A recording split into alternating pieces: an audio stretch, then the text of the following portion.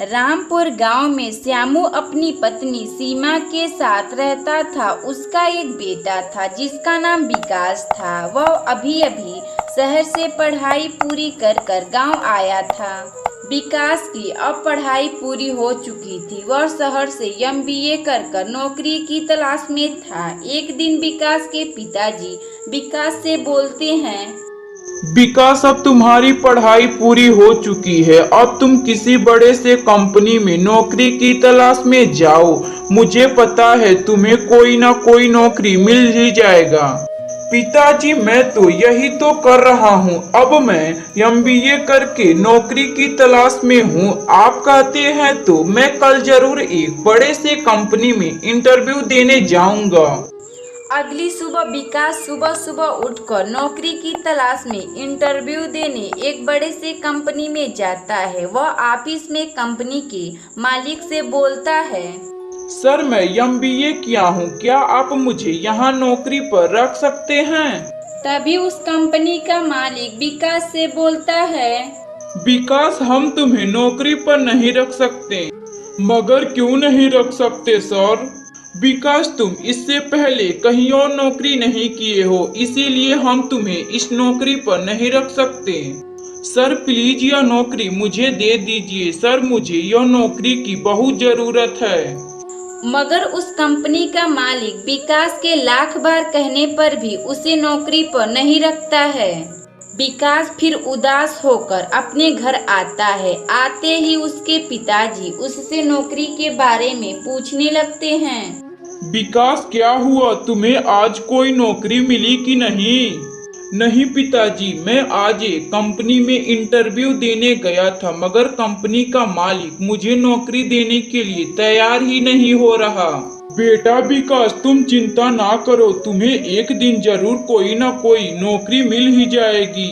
वैसे विकास, वह कंपनी का मालिक तुम्हें नौकरी देने के लिए क्यों तैयार नहीं हुआ?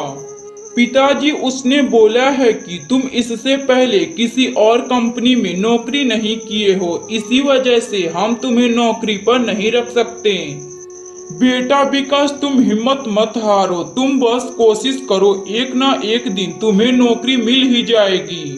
तभी शाम हो जाती है और विकास के सभी घर वाले सो जाते हैं, मगर विकास अपने कमरे में बैठकर बड़बड़ा रहा था। मेरे सभी दोस्तों के पास नौकरी है, मेरे पास नौकरी नहीं है। मुझे पता न कब नौकरी मिलेगा। अगली सुबह विकास फिर एक नौकरी की तलाश में इंटरव्यू देने जाता है, मगर वह कंपनी का मालिक मिस्टर विजय सिंह कंपनी में ज्यादा कर्मचारी होने की वजह से विकास को नौकरी पर नहीं रखता। फिर विकास ज्यादा बहस ना करते हुए सीधा लौटकर अपने घर आता है और वह भोला भाला विकास पूरी बात अपने माता पिता को बताता है। पिताजी, इतना पढ़ाई करने के बाद भी कोई नौकरी देने के लिए तैयार नहीं है। अब मैं करूँ तो क्या करूँ? विकास के पिता श्यामू बिना कुछ कहे वहां से अपनी पत्नी सीमा के साथ चले जाते हैं। विकास काफी दुखी हो चुका था क्योंकि अब उसे कोई नौकरी देने के लिए तैयार ही नहीं था। विकास फिर अगली सुबह घूमने ही जा रहा था, तभी उसे रास्ते में एक बैगन का पौधा दिखाई देता है।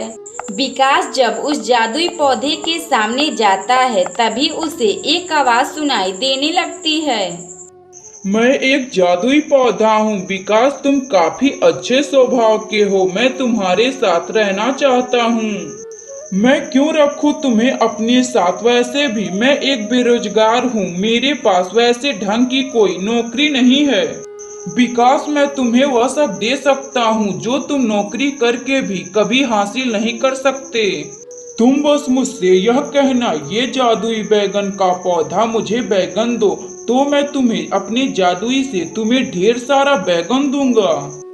अच्छा, ऐसा क्या? चलो ठीक है, मैं तुम्हें अपने साथ अपने घर ले चलता हूँ।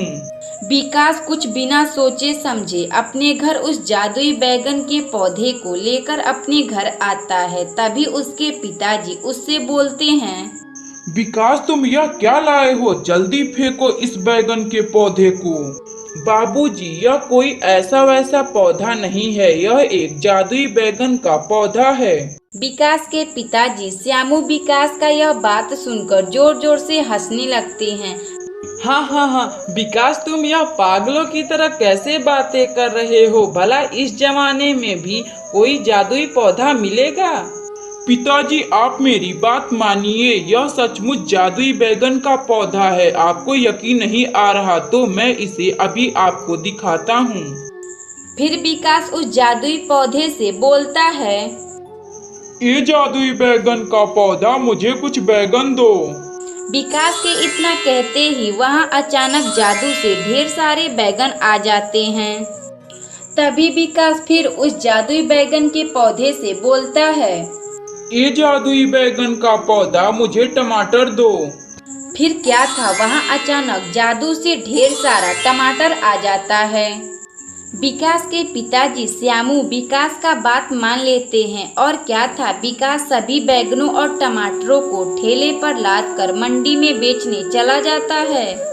इसी तरह विकास उस जादुई बैगन के पौधे से सभी प्रकार के चीजों को मांगता और ज्यादा हो जाने की वजह से विकास गरीबों को दान दे आता। इसी तरह वह तीनों लोग खुशी खुशी रहने लगे।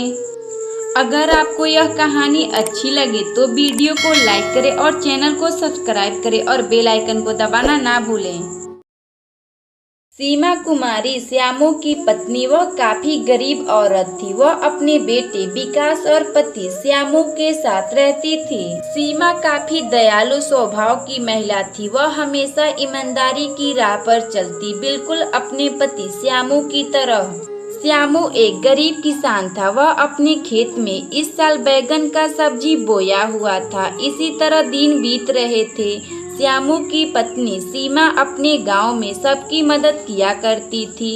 एक दिन की बात है, एक फूलमती नाम की महिला सीमा के घर आती है।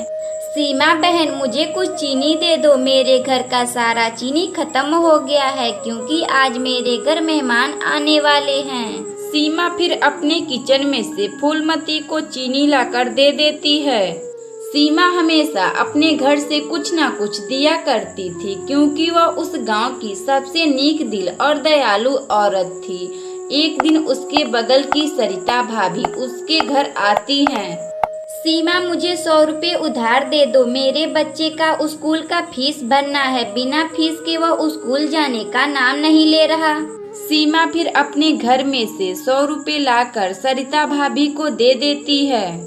सीमा बहन, तुम्हारा बहुत बहुत धन्यवाद जो तुम मेरी इस दुख की घड़ी में तुमने मेरी मदद की हो। बिना इन 100 रुपए की वजह से मेरा बेटा आज स्कूल जाने का नाम नहीं ले रहा था। अब इस 100 रुपए से वह अपना फीस भर देगा। अरे सरिता भाभी, इसमें धन्यवाद की क्या बात है, यह तो मेरा फर्ज बनता है। सीमा की गांव की औरतें जब कभी मोहल्ले में बातें करती तो वह सीमा के बारे में सोचती, सरिता बहन सीमा कितना अच्छा और दयालु स्वभाव की महिला है। वह अपने घर से किसी भी आदमी या औरत को अपने घर से खाली हाथ नहीं जाने देती। हाँ फूलमती बहन, सीमा बहुत दयालु औरत है। वह अपने गांव का कितना भला सोचती, हमेशा अपने घर से कुछ न कुछ किसी को दिया करती। हाँ बहन, सीमा के अंदर भी श्यामू वाले स्वभाव हैं। जैसे श्यामू सबका मदद करता वैसे भी सीमा सबका मदद करती। श्यामू और सीमा के दयालुतापन पूरे गांव में फेमस हो चुके थे। एक दिन श्यामू अपनी पत्नी सीमा से बोलता है, सीमा, अब मैं खेत जा रहा हूँ। अब हमारे सभी बैगने काफी बड़े हो चुके हैं। अब उन बैगनों को तोड़कर मैं मंडी में बेचने जाऊंगा। तुम विकास का ख्याल रखना और अपना भी, उसे कहीं घूमने मत जाने देना। आप अब चिंता ना कीजिए, आप खेत में जाइए, मैं विकास का ख्याल रख लूंगी। फिर श्यामू अपने खेत की ओर जाने लगता है। श्यामू अपने खेतों में सभी बैगनों को देखकर बड़ा ही खुश था, लेकिन श्यामू के खेत में अभी बैगन काफी छोटे थे। अरे यह तो बैगन काफी छोटे हैं। ऐसा करता हूँ कि मैं 2 दिन बाद आता हूँ, तब तक मेरा बैगन काफी बड़ा हो चुका होगा। फिर श्यामू अपने खेतों से सीधा अपने घर आता है। तभी श्यामू की पत्नी सीमा श्यामू से बोलती है, क्या हुआ जी, आप आज मंडी में बैगनों को बेचने नहीं गए? नहीं सीमा, हमारे बैगन अभी काफी इस समय छोटे हैं। मैं उन बैगनों को 2 दिन बाद तोड़कर मंडी में बेचने जाऊंगा। मगर श्यामू का इस खुशी को भगवान को देखा नहीं गया। तभी अचानक काफी जोरों से बारिश शुरू हो जाती है। बारिश होने की वजह से श्यामू का सभी बैगनों का फसल बर्बाद हो जाता है। अगली सुबह श्यामू सीमा, कुछ खाने को है तो दो, मुझे बहुत जोरों की भूख लगी है। तभी अचानक एक गरीब औरत सीमा के घर आती है। वह औरत काफी भूखी थी। वह 5 दिनों से अन्न का एक दाना भी नहीं खाई थी। सीमा, मुझे कुछ खाने को दे दो, मुझे बहुत जोरों की भूख लगी है। अरे सीमा, देखो दरवाजे पर कोई खाना मांग रहा है। तुम जाओ उसे कुछ खाने को दे आओ। अजी, हमारे पास केवल आज का ही खाना बचा हुआ है, मगर हम उन्हें दे देंगे तो हम लोग आज क्या खाएंगे? नहीं सीमा, वह औरत बहुत दिनों से भूखी है। हमसे ज्यादा इस खाने को उस औरत को जरूरी है। फिर सीमा सभी खाने को अपने घर से उस गरीब औरत को दे देती है। ये लो बहन जी, यह खाना आप खा लीजिए, आपको बहुत जोरों की भूख लगी होगी।